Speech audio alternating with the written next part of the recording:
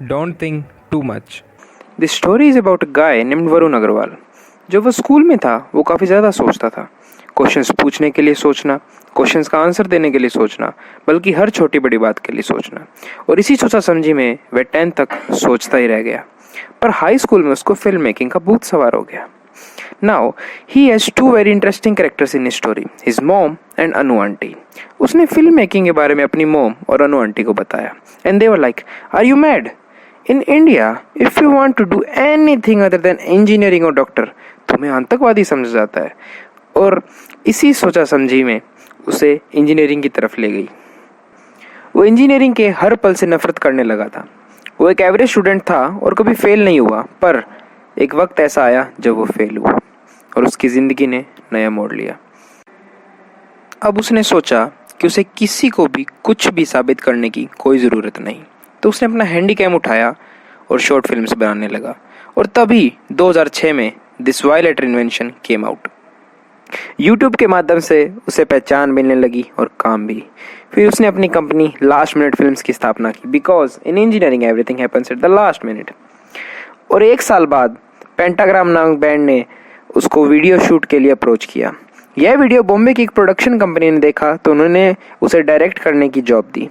उसने अपनी इंजीनियरिंग ख़त्म की और लगभग एक साल बाद वो बेंगलोर चला गया और उसकी ज़िंदगी का दूसरा पड़ाव शुरू हुआ।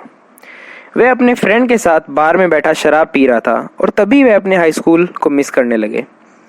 दे pass the school called Bishop Cottons and they were called Cottonians. तो उन्होंने सोचा कि हमारे पास एक स्वेट शर्ट होना चाहिए जिस पे कटोनियन लिखा हो। And as they were drunk so anything's possible, so they were like, dude हमें यह अभी अपने स्कूल के लिए क्यों नहीं करते?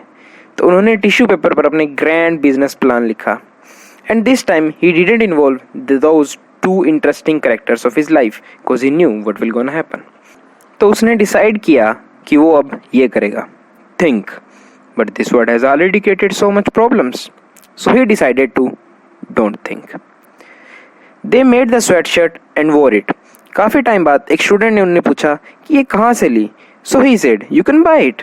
And then he came with his 10 friends and those 10 with their 10s and they both ended up selling 2500 rupees the first day। और फिर 2009 में उन्होंने ऑनलाइन स्टोर स्टार्ट किया जहां हर कोई अपने स्कूल, कॉलेज, कंपनी के मर्चेंडाइज बनवा सकता था। And when they started his friends like, dude तो ये सब क्यों कर रहा है? तू कोई रेगुलर जॉब कर इतना बड़ा रिस्क क्यों ले रहा है? उनकी मॉम बहुत परेशान हो गई। She thought he won't get dowry. In India if you don't work for Infosys you don't get dowry.